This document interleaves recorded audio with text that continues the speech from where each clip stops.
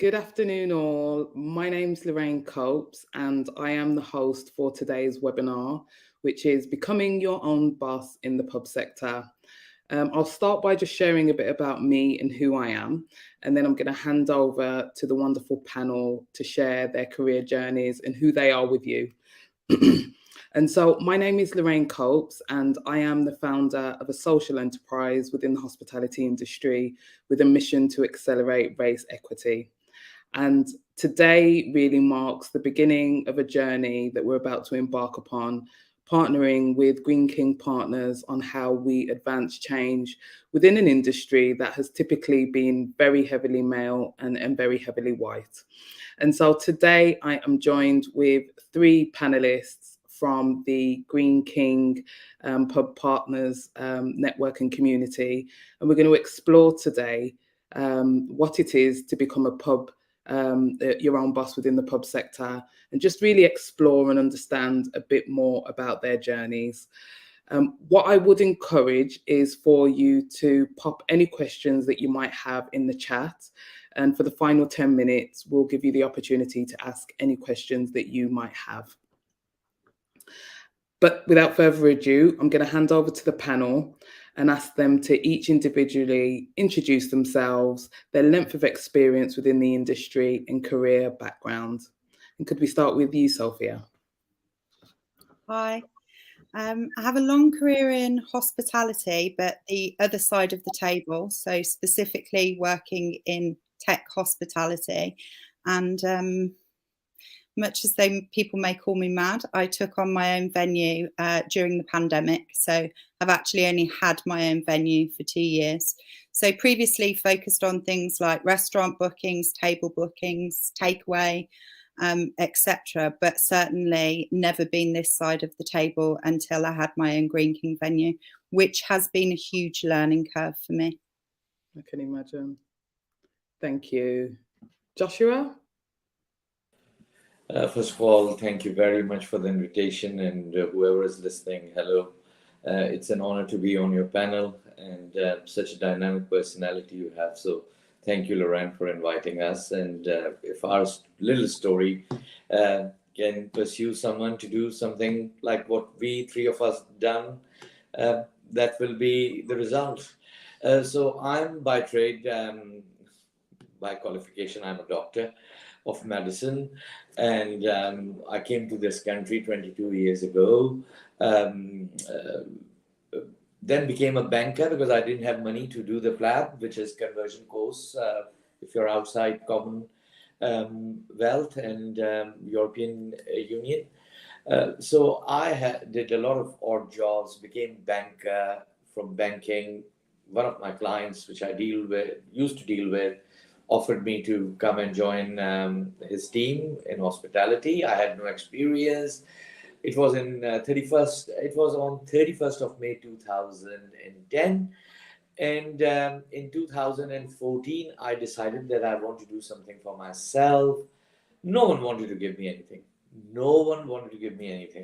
But this is a later story how I joined Greene King per partner. But since then, I have now 3 pubs. One of them is 2 Rosettes, where I'm sitting at the moment. And that's pretty much it, Lorraine. And here I am with you, Arjun and Sophie. Thank you. Thanks for that. Arjun?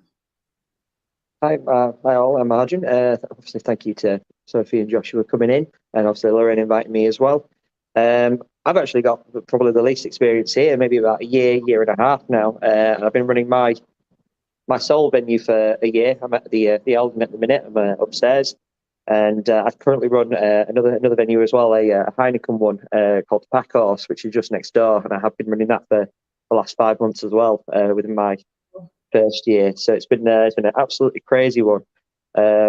Really random opportunity. I just decided one day, you know what, I'd really love to run my own place, my own bar, my own pub, and I was just lucky in the respect of being offered that opportunity from friends I knew, and it was a case of right, jump at it, full heading first, no idea what I was doing, and here we are a year later with 2. So I think I'm doing okay. Wow. And I think your response, Arjun, really perfectly segues into the next question, which was how did you actually discover the leased and tenanted model? And I think really importantly, how did you discover it and why does it suit you? That one for me, right? Okay, yeah. So it was a case of the venue itself, the Eldon that I'm in at the moment. I was a regular. I came every week for the pub quiz. I was friends with all the staff. I was friends with the owner. And obviously the pandemic had hit, and he wasn't doing so well himself. He sort of fell out of love with the whole industry. He was in it for 10 years. He'd run multiple pubs before, and bless him, he's a dear friend of mine now. And he just fell out of love with the industry. And he goes, "Right, Arj, would you like to take this on? Are you interested?" I'd mentioned it a couple of times before. He'd given me a small job in the kitchen, so I was working one day a week in the kitchen. And next thing you know, it's like, "Right, would you like to run the place?" And here we are. Oh wow. Oh wow. Super. Joshua, or Sophia, either or, what was your kind of entry point? How did you hear about the model? Well, I was just going to reiterate your point, Lorraine, around my story is fairly similar to Arjun's. So by accident, I don't think that I think unless you've really decided you're going to go and get your own venue, you're not really clued up on the pub partner side of things. Most people outside of the industry, unless they work inside a pub, don't know the difference between managed and leased and tenanted or pub partners. And that's not clear if you don't have experience. So I think it's usually driven by venue rather than going to a brewery and applying through one of the routes, either the managed routes or the pub partners route. And of course, we're all pub partners, so technically an independent, but in a leased capacity. So again, mine was very, very similar by accident, a venue that I knew and loved. I knew that I wanted to get into this industry, and I knew that I wanted to do something extra outside of my day job, but I didn't know which venue. And again, quite by accident, similar to Arjun, a venue that was quite close to my heart became available. I saw it through a Facebook post and then had to do my research on who had the lease. And then working with Greene King through what is the pub partners offering. Interesting. Okay. And I think that really plays to what you said at the beginning in terms of the industry as a whole, and the kind of view of who's in the industry and how easy it is for people to get into. Okay, that makes perfect sense. Okay, and Joshua? Wow.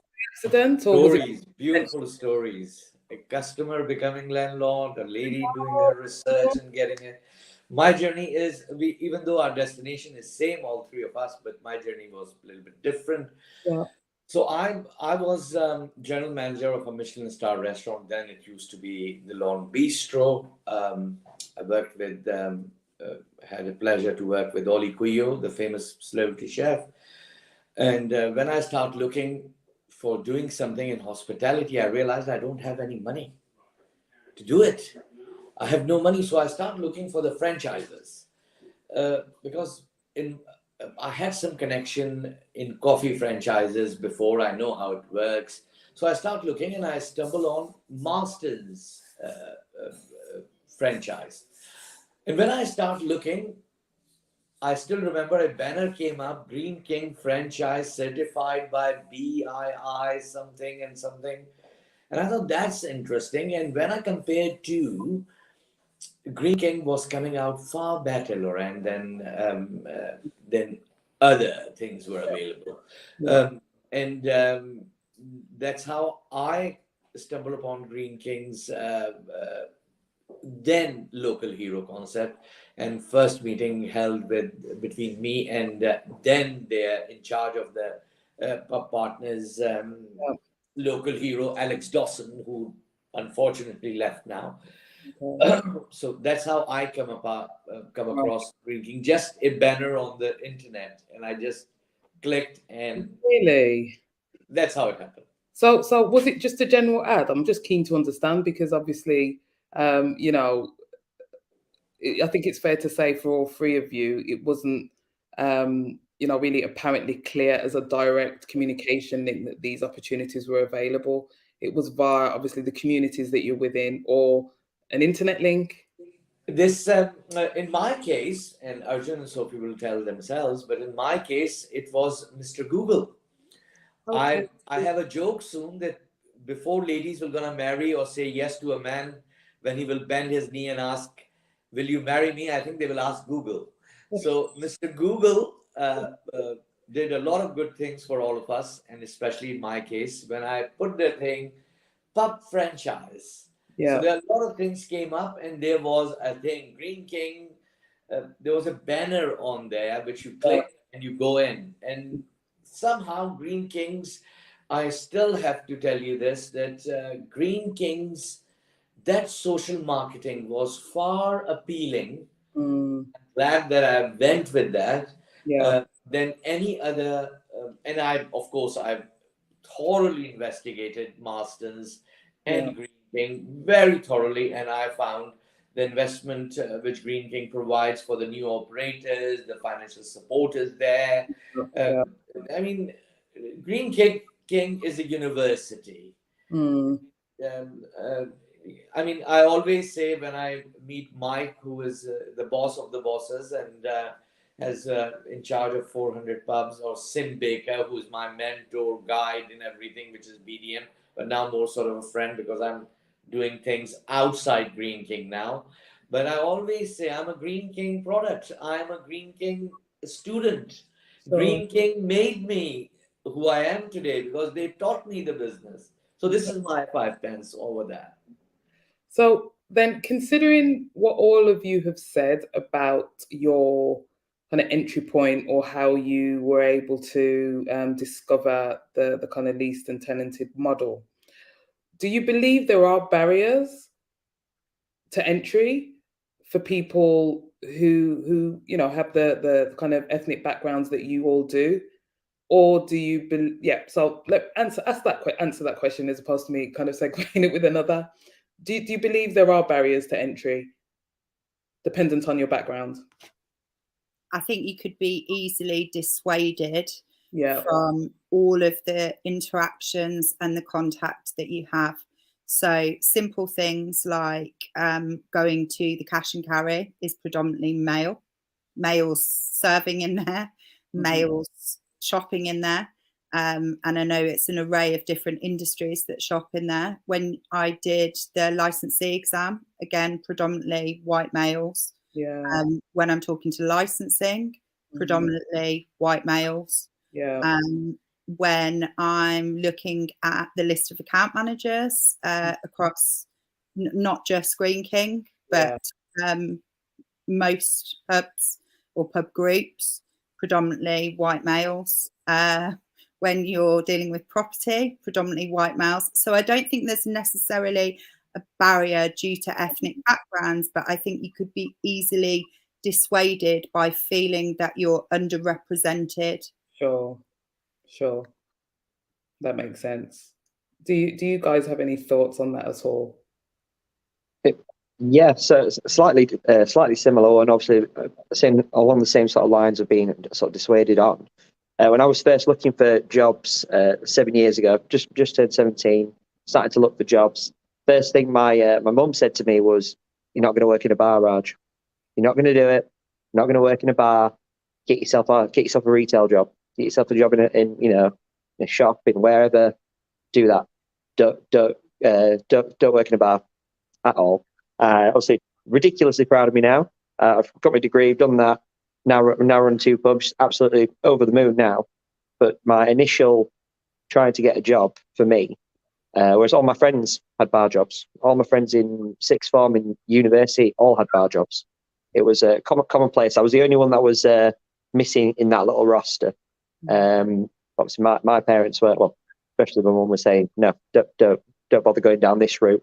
Do this instead. So that was my sort of dissuade. That was my sort of mediation from getting to this industry a lot sooner. Yeah, yeah. How about you, Joshua? Because obviously you've had several careers prior to pubs. So how does your view differ or not? Ren, you don't have to mention all of my sins in life. Sophie, on your thing that yes, it was a predominantly male industry, but I can assure you, I employ now 40 staff members, and all of my pubs in charge are women. So Keely Hitchens in Abingdon Broadway, she is the general manager. Imogen Taylor, she is in King Charles Tavern. They are both Greene King pubs. And Lauren, even though it's not a part of our meeting, this is Georgiana Carras. She joined us as a KP, and she is now my business partner in this pub. And she is recently being promoted to finance and operations director. So this girl is 28 years old, and she joined me when she was 20. So I'm sorry for being out of order, showing you other people as well. But thank you, Georgie. This was a challenge, but I think this is changing on race basis. I mean, I've been told. I still remember that I was visiting a pub of Marston's, and a guy said it was a very. I feel very bad to say this, but it was a very predominantly white area, very affluent. And he said, Joshua, you are a good guy, but this is not the right pub for you. I said, why? He said, because this is an English area and we like to be served by own people. And that was so hurtful. You cannot imagine how hurtful it was. Like, we are here. It's all right for me to do something else, but not all right for me to do the pubs. And that was hurtful, actually. And a lot of people said to me, this, even though I'm Jewish, but because my father was an Indian Jew, so a lot of people used to say, pointing at me, this Indian boy will last 6 months in this industry. Here I am, 12 years later, 3 pubs, thanks to the God Almighty, we are still here. So if you put right attitude, and yes, there are obstacles, there are misogyny, there are people, mother and father stopping you, thinking that bar is not a very good place to work. And there's a doctor who is looking for opportunities to do something. But end of the day, when you make a job good for yourself, where you enjoy and you like to see the change in people's lives, people growing around you, I think that is the most important thing. And it's all about mindset. That's what I'll say. Okay. That makes sense. But I still ask, on the basis of the fact that 2 out of 3 of you kind of stumbled upon this model almost by accident, what do you think that Greene King, and other businesses with a similar model can do to actively encourage people from diverse backgrounds into the industry? Because, we sit here today discussing, you've all are having and have had very positive experiences. So that's one part of the puzzle. But what can Greene King as an organization do to talk directly to people like you on the possibilities that exist within their business? Okay, I go first. I think Greene King, first of all, I would say, if you will because I compared everything, and I haven't born in this country like Arjun and Sophie. So even though Arjun may be ethnic minority, but I'm ethnic minority Arjun. Like, I have an accent and everything. Some of our, I think, ideas in Greene King, they are not really directed towards ethnicity or something, which is, I think, is a very good thing. But if these seminars like yourself, Lorraine, I think this is a great idea, encouraging all sorts of layers of society to join in an industry. If you remember, and I'm sure you guys are too young to remember, but if Arjun will ask or Sophie will ask their parents, that post office used to be a very white male dominant thing. Now it's very ethnically diversified industry. What they did, they allow other people to enter, no matter who you are. They communicated. Like social media is a big thing now. I think there are platforms where it should be said. In stories like Sophie, Arjun, they need to be told. They need to be said that how they came into industry, what they have achieved, and achievements always encourage other people to join. I think we are not talking enough about ethnic minorities or our ladies in industry. We are not talking enough about their success. As soon as we were going to talk about the success they achieve, it will encourage other people. Like our football team just won the World Cup. You will see how women's football will shoot off now. You will see. So we are not talking enough. So thank you very much, Lorraine, for inviting us and organizing this, because I think if even we can change one person's mind today and bring him to this industry, I think that will be the result. Thank you. Thank you. Thank Does you, anyone- Josh. Yeah, I was just going to step in and say, I don't think it's a Greene King specific issue that lifts barriers. I think it's a business issue, a wider business issue, full stop, that's very uncomfortable for people to talk about. So at C-level and director level, there is not enough diversity, whether that's particularly diversity with colour. And you see it across all businesses. And I think because the conversation is uncomfortable to have and you have to be really reflective, that most people end up trying to do something and then become really scared that they're either going to offend people or they're going to approach it in an incorrect way. So I think until boards, directors, C-levels, senior positions are more broadly representative of the UK and what the people around you look like in the UK, that actually it's very difficult, not to absolve them from responsibility, but it's very difficult for businesses to be able to change what's trickling down through the business, because actually it's a bunch of people that have to look at their internal processes, their internal senior team, and have some really difficult conversations, and it is uncomfortable. So I don't think it's specific to Greene King. I do think there's opportunities that people can capitalize on that will help them to win quicker, because there's a massive diverse talent pool out there. So I have been in high growth tech companies that have diversity at all levels, from the top down, and have seen the difference it makes right down to frontline. So I think that's where people need to start. You need to have those uncomfortable conversations. You need to really look into what's happening in your business. And from top down, there needs to be more diversity. However, there's quick wins in the sense of somebody like Greene King or any other brewery can look at inner city areas such as Birmingham and identify opportunities for people of colour and push them out to people of colour. So I understand, Joshua, that must have been heartbreaking, the experience that you had.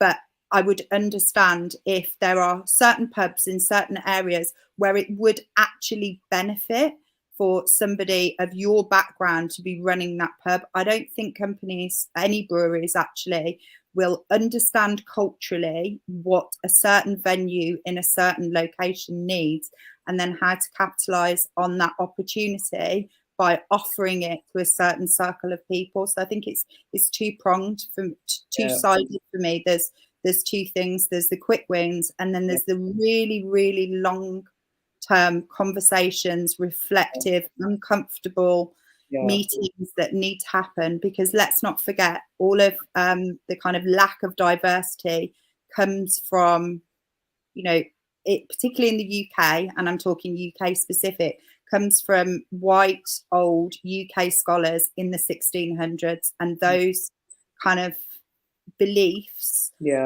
carried through quite by accident in some people's cases. So definitely, I know Greene King is trying to do something about diversity, but if you look at the C-level in most businesses, you'll find that they're not as diverse as they should be. Yeah, totally, 100% agree with everything that you say, actually, Sophia. And I do often just remind, whether I'm having conversations with panels or individuals, is that this isn't a sector problem, it is a societal problem. And I think where hospitality is quite unique, fairly similar to the NHS, is that actually people of colour do over-index as a whole, but not in positions of influence or leadership At the wrong level. Exactly. And that's what we absolutely need to change. And, completely agree with both of your points. And with that, I'm going to move on to the next question. And this is specifically for Arjun and Sophia. If you had known about this model previously, do you think you would have entered the industry sooner than you did? Okay. Yeah, I definitely would have said so. This was an opportunity that I could jump on a lot quicker. I definitely wouldn't have waited the amount of time I did. Obviously, with COVID in between, as soon as I would have left uni, I'd have jumped straight into something like this straight away. I did my degree, and after I finished, I was there like, this is not for me. This is not the industry I want to be in. I'd love to get into the hospitality sector, and if this opportunity was displayed straight away, I'd have leaped at the chance. Really? Yeah, 100%. How about you, Sophia? Yeah, I think if I'd have been more educated on what it requires, I foolishly thought it looked quite easy and quite fun, and didn't realise how much hard work goes into it. And that's interesting because I was still in the industry, but the other side of the table. Always had a very naive impression that running your own place was quite good fun. You can have a drink, you can see your friends. Didn't really see the behind the scenes work that has to go into it, and the peaks and troughs that you have to contend with alongside everything else in terms of the challenges that we've had in our industry since COVID. But yeah, I think had somebody have educated me earlier, I was super naive. And had I been less naive, I think probably so, yes. Okay, that's interesting to hear. Super. And so tell me what it is that you enjoy about currently running your venue, if you have one or your multiple venues. What is it that you most enjoy? Open to anyone who wants to answer first. The people. So providing joy for people. People, our crowd is super diverse, and it's entertaining, right? So the same as when you watch a reality TV show, which I don't necessarily watch, but my children do.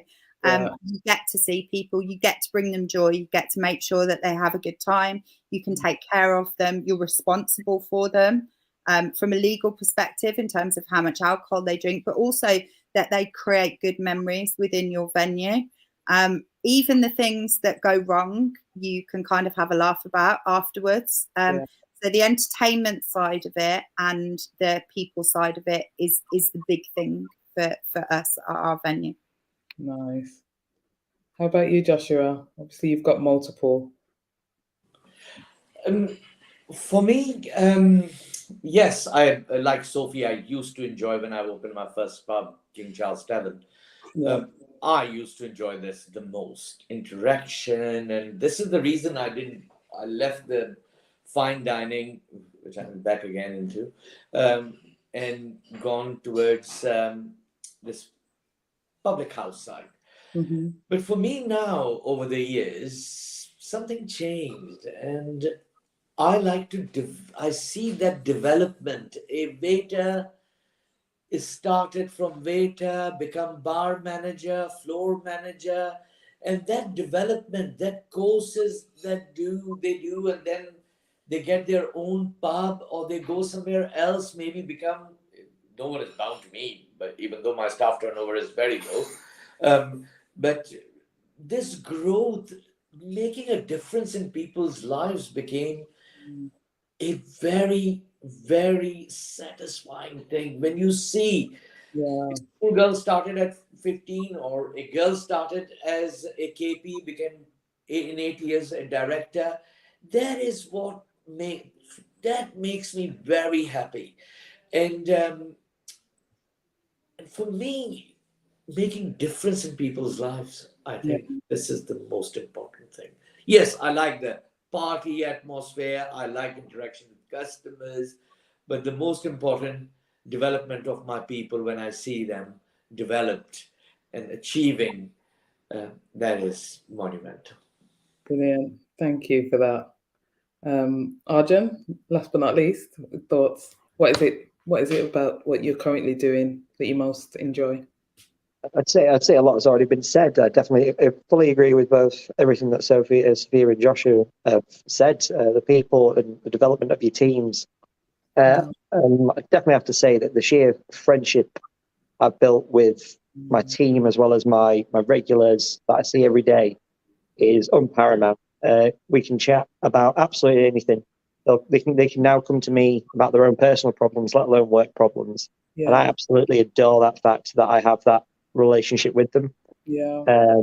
I'd say, but to top it all off, there's one gentleman that comes in every single day. Absolutely fantastic gentleman named Dave, and he's partially sighted. He has a crutch as well, so we walk him in and we walk him home. And if he's ever ill, and it's been about twice in the last year I've been here, my first thought is there any point opening? Dave's not here. What's the point? And I think that in itself, to be, so happy to see someone every single day, regardless of the weather, regardless of your mood, regardless of what's going on in your personal life, as that one person that you're going to get to see every single day, because you'll be sat in the same spot, have the same fantastic conversation, tell you really good stories, and it just brightens my day bringing him in. It could be pouring it down with rain, it could be sleeting with snow. I could be holding him steady while I'm almost falling over myself, and it makes a quiet day, it makes a busy day, it makes it all worth it for me. I'd say. Something else, Lorraine, that's not necessarily what I enjoy the most, but what we're super proud of is within the location that we're in, there's around somewhere between 7 and 10 bars or late night outlets within half a mile. There wasn't one that played the kind of music that we play or attracted the kind of crowd that we attract. And for inner city Birmingham, that was absolute madness for me.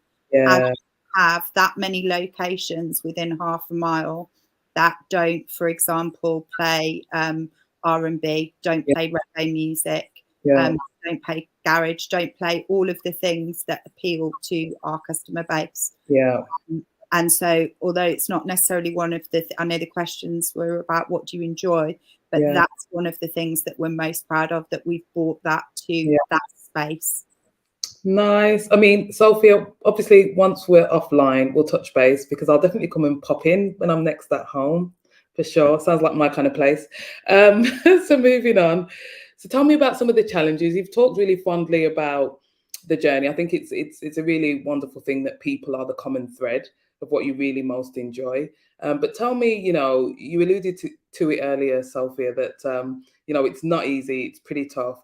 What are some of those challenges that you faced, and how have you overcome them? One of the biggest challenges has been around that local neighbourhood. So derogatory comments that we've had on Facebook around the look of our customers. And actually, we have some of the most beautiful women in our location coming in, dressed up to the nines, heels, handbags matching, look absolutely gorgeous.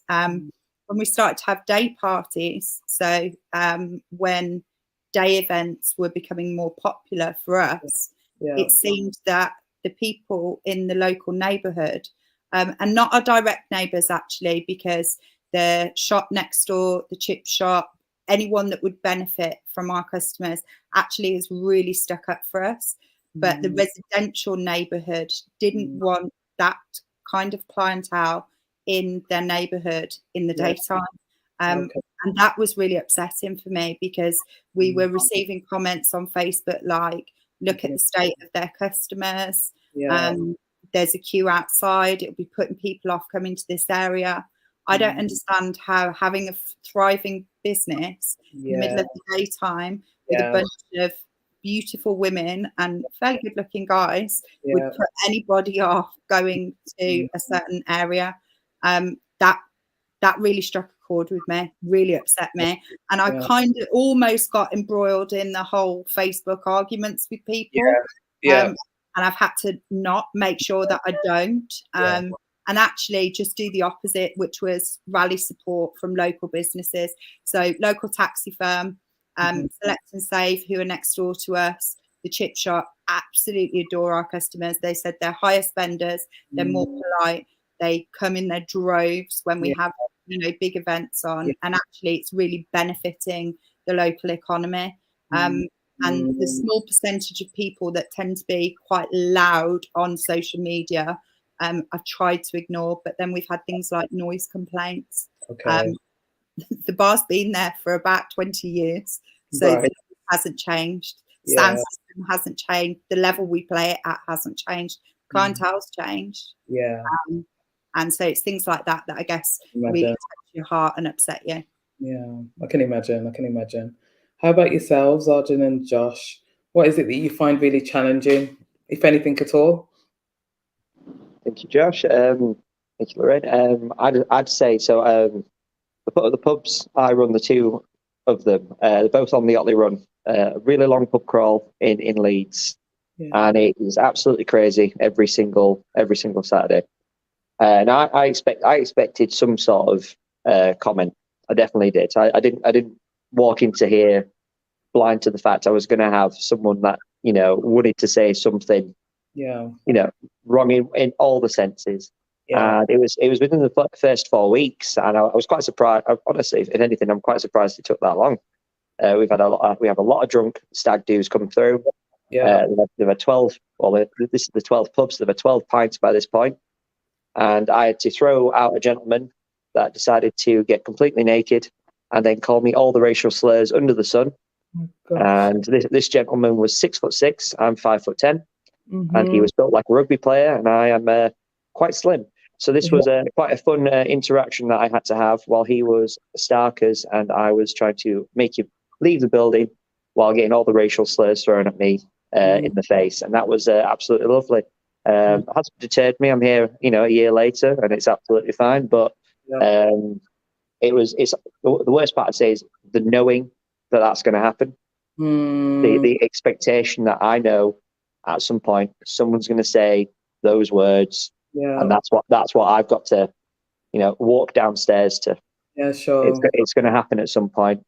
It has happened on a few occasions, and it's a case of how resilient do you have to be, and how, you know,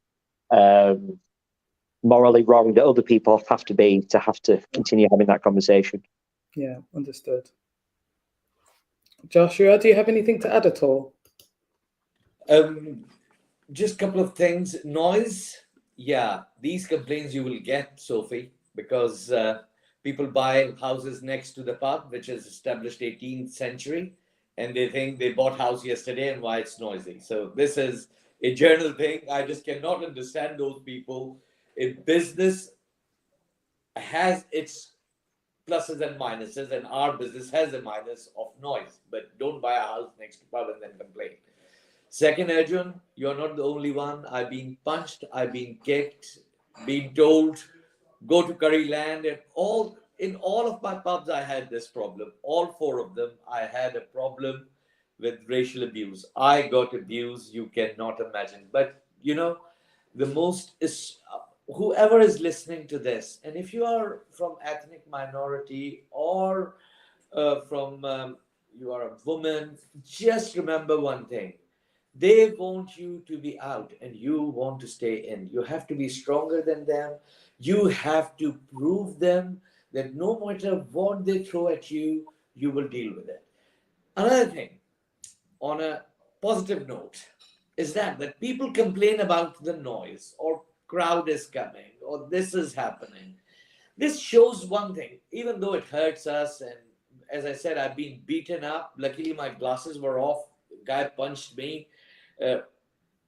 I was on the floor and beaten very badly in my own pub. But you have to be strong. Um, so on the positive note, people have certain emotional attachment to the public houses. Public house people come to see the landlord, the landlady, to talk to the barman, telling their stories. In restaurant, these things never happen. You go to a restaurant, you sit down there, menu, please, wine. But in public house, they're sitting at the bar, the high table, they're telling you your stories. And yes, sometimes things go out of hand. But this is not the benchmark. Benchmark are the stories which Sophie told, that how wonderful it is for interaction, that Arjun told, that Brian guy they walk. These are the stories. And yes, challenges, as Lauren asked, we are telling you, noise complaint, any planning permission, the whole village will stand against you. Not whole. Well, only 10%, 90% will support you quietly. These things will happen. But we, as ethnic minority or gender minority, as Sophia would remind me saying that, we have to stand strong against these challenges. We are the pioneers of a different type. We have to lead the other people who are following. We should pave a path for them to walk easily. So don't do it only for yourselves. Do it for them as well. Things will be better. Thanks for that, Joshua. And, I agree with you in that you are the pioneers. But I also think that, personal safety is something really important, and also well-being and self-care. And I know this wasn't really on the list, but I'm interested to just understand, in terms of community and support and how you look after yourselves, because we all know that running a business in any context is extremely difficult, high pressured. And so do you have a peer-to-peer community of other pub partners, or do you have a really strong support network that support you just on a day-to-day, month-to-month basis? I'll go first on this one very quickly. Pub Partners recently introduced a charity. I don't remember the name of that charity, but it is for the well-being of publicans and staff. Okay. That is a big charity. Do you remember the name of that, Lauren, by any chance? That charity? I don't. Yeah, there is a charity. Please look, if you are listening and you are part of the Pub Partners, look for that charity. That charity does a lot of support, health-wise, mental health, development. They are doing exceptionally great job, and it's available. But when you are on the floor, Lorraine, when you are running your own business, you cannot pick up telephone every minute and ask people's help. There are certain things you have to do yourself. Yes, you have friends and people like yourself, Lorraine, Arjun, Sophia. We are sitting here sharing our grievances as such. So this, when you take it out, it feels better. But Greene King has this system in place. They have BDMs. I'm very lucky with my BDM, Sim Baker, and Wayne Fowler before that. They are very supportive. They will come, talk to you, guide you. Josh, do this. Joshua, do this. I think this what you should. I mean, they trained me well now, 10 years in the business, so they're more like friends. But please, if you have BDMs, go to them. They have always something nice to say. Look for that charity if you are struggling with something, mental issues, as Lauren said, support, emotional support. They are there. So this is my take on. Anyone else got anything to add at all in terms of well-being support system? We have we do kind of anticipation of scenarios. So we have particular risk assessments that we do with members of staff. So we know if a certain scenario happens, this is the action that we will take. But that's more about being a late night venue, less than anything to do with ethnicity. We have a good support network from Greene King. I would agree with Josh. I have spoken to other friends in the industry that are with other breweries, and I never hear them talk positively in the way that I hear people who are in the Pub Partners world talk about Greene King. So I think there is really a point of difference in terms of them as a brewery, and taking a leased and tenanted site from them. I think they're exceptional, actually, from the support that they've given us. And I think some of the things that they're trying to do within the industry, they're also pioneering, even though they're a very old company. So, you know, just even webinars like this. I think part of it is you unfortunately anticipate certain things, and therefore you have to put measures in place for that. We have a predominantly female team. I have to take that into consideration, being a late night venue that serves alcohol, and up until quite recently had a female doorwoman. So the whole team was female led.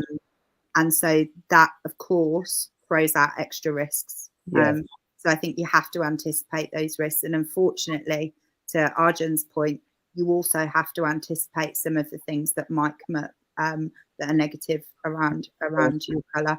I'm blessed in one sense that people don't know because of the colour of my skin. They don't know. I can fit into lots of boxes. So and that's both a blessing and a curse. But I think you have to put things in place. You have to anticipate that certain things, and you have to think ahead about what might happen. Sure. Thank you for that. We're gonna move forward in terms of what the future looks like then for you all. Arjun, I know you mentioned you've got 2 venues. Joshua, did you say you had 3? Yep, 3. Sophia, you have 1. What is the future plans for each of your respective businesses? Is it growth? What is it? Tell me. I'd definitely say growth. So the Eldon, so the Greene King pub that I've got, it's setting up our stall again for the students. We're right opposite Leeds Uni. It's building that student hub for them to come to and feel happy enough to come to all the time. Then with the secondary pub that I've got, the Pack Horse, it's a massive refurb coming our way. So it's a full overhaul of all the inside, the outside. Beer garden's going to be absolutely incredible. An outside bar, an upstairs bar with the event space that we've got up there. So in terms of short term, that's happening by Christmas. So we're going to have an absolutely beautiful pub. I've got 2 student hubs right next to each other, and obviously, you know, the sky's the limit. Why not? Let's go for 3 by the end of next year. Why not? See what happens. Super. Thank you. And I'm sure it's achievable. Joshua, do you have plans for future growth? How about you? Yes, if you have no plans for future growth, hang your apron and walk out and retire. Of course, you have to grow all the time. I'm still looking for new projects. A Chinese proverb says that the big crisis is the time for big opportunities. So COVID was a big opportunity. I mean, I'm so sorry to say that, but I have to be brutal at times, that when prices are low, that's where you go in. When industry is shaky, that's where you go in. Because when something comes down that much, only way it can go then up. And yes, especially you two are both very young, and Lorraine, of course, about you, I wouldn't say you are 18. So you girls, you youngsters should always remember that big crisis is the time of big opportunities, and we are in a crisis still. If someone thinks that COVID is over and the industry is back to normal, it is not. The war has big impact. Russia-Ukraine war, big impact on bills, on trade, on wheat prices. Please do not forget, do not think for a second the crisis is over, which means that opportunities are still there. Big opportunities. Yes, I'm thinking of growth. I'm looking for another venue at the moment, going for technically my 5th pub. But as Sophia said, and Arjun said, it's not an easy job. Remember, you have to work hard to make it work. It is full-time, hard-working place. If you think that you will open the doors and customer will pour in and beer will automatically go out, it will not gonna happen. It's staff management, it's bar management, it's business, it's PAYE, it's VAT. It's all sorts of rules and regulations. It sounds very hard, but it's all manageable. If you are hardworking, focused, you can achieve all of those things. Nothing is easy in this life except drinking a beer at the bar. But to serve that beer, you have to do a lot of work. Yes, Yeah, growth is necessary. Growth is necessary. agree. Sophia, do you have anything to add at all?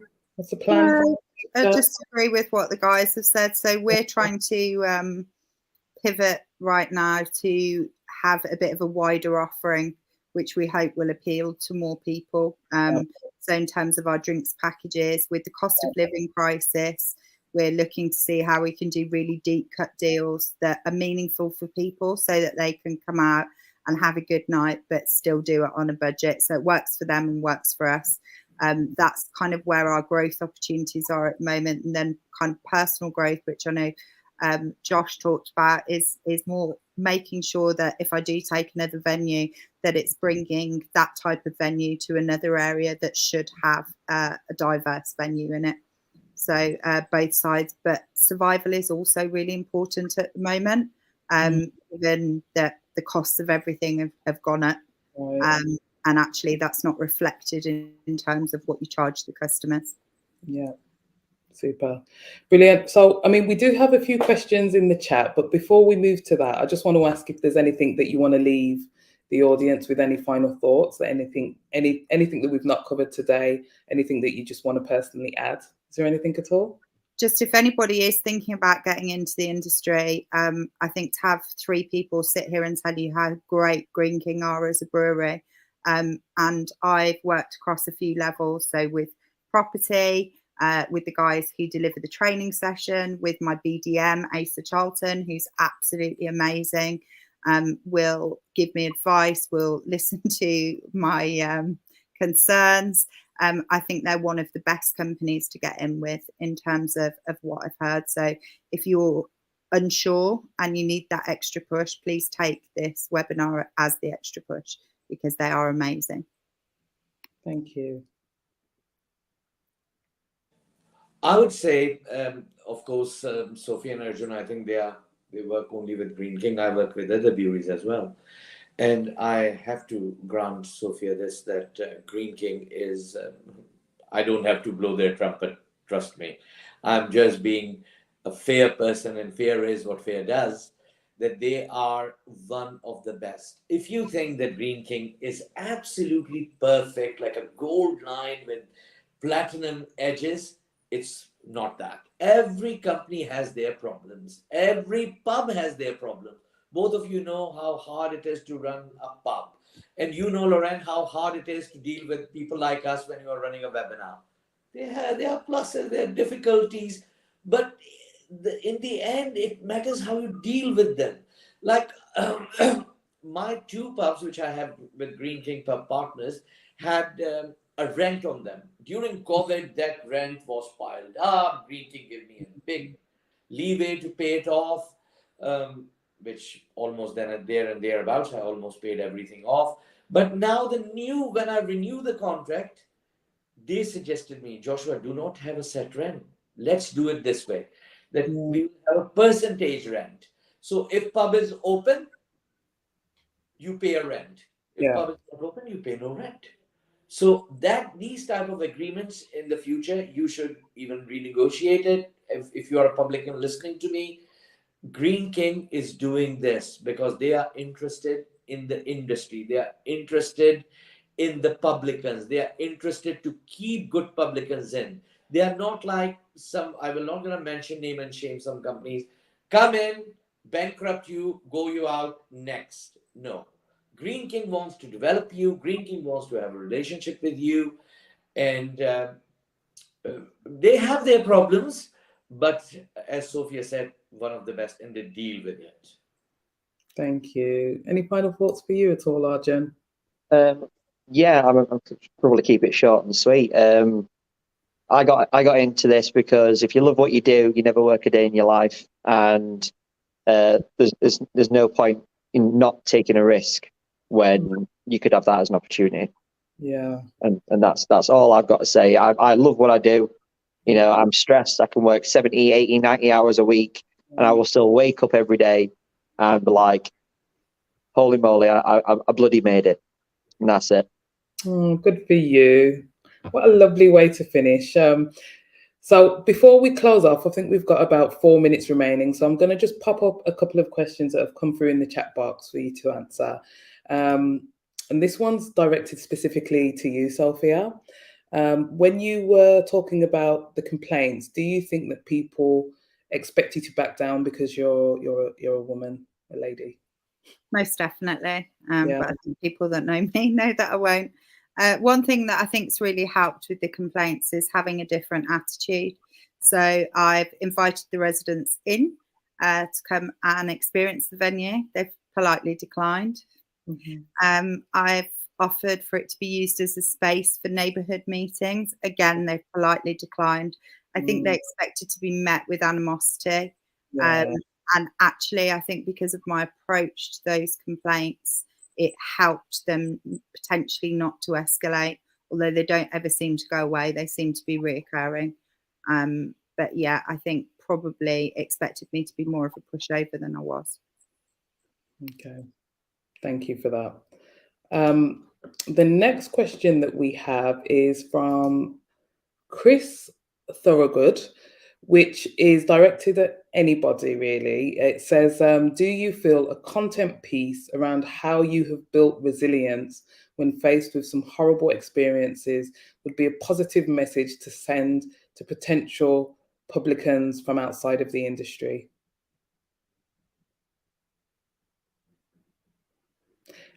Feel free to answer, whoever has any further thoughts on this point. I mean, certain things come with experience. Certain things, nothing in this industry, please do not take it from three of us today that we are being negative about this. Yes, Arjun got abused, Sophia got some comments, I got punched, but it doesn't matter. It's not that big of a deal. You have to jump in. The resilience will come with time, the experience, and you will.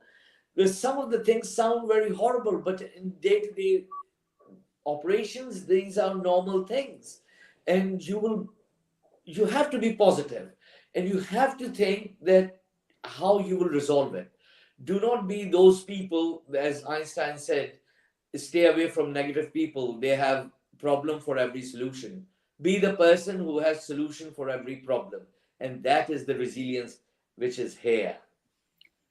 I think potential publicans might be more attracted to just the acknowledgement of it, because to Josh's point, everybody will have a different situation to deal with and therefore a different reaction. If Greene King actually want to do something to reach out to potential publicans, that you can wear your heart on your sleeve and acknowledge that we recognise that those challenges are out there, and potentially say, yes, we have people like Arjun and like Josh that have overcome them. But I think just acknowledging that they're there is probably holds more weight and is more positive from a company like Greene King than actually using us as a small group as best practice, because everybody will react differently. So positively showing that you accept that there are challenges out there and that you are there as a company to help overcome them would probably hold more weight. And I 100% agree with you, because I think, my take on the question is really around, it's for the individual that might fall victim to build resilience. Well, actually, it's for the organization that is or that individual sits within to ensure that there's a support structure to also manage any challenges that are faced within the workplace. So I think that's really, really, really great answer to finish on, Sophia. And on that note, we literally have about 8 seconds left. So I just want to very quickly just thank each of you for joining me today for this conversation, having really candid conversations about your experience within the industry to date, and also sharing the optimism for the future and how the sector can evolve. Thank you for all of your questions, for those of you in the audience. And thank you all for joining us today. And on that note, we're going to say goodbye and wish you a good rest of day. Thank you, Lorraine. Thank you so much for inviting us. Arjun, Sophia, it's a pleasure. Thank you very much. Bye. Thank you. Catch you all later.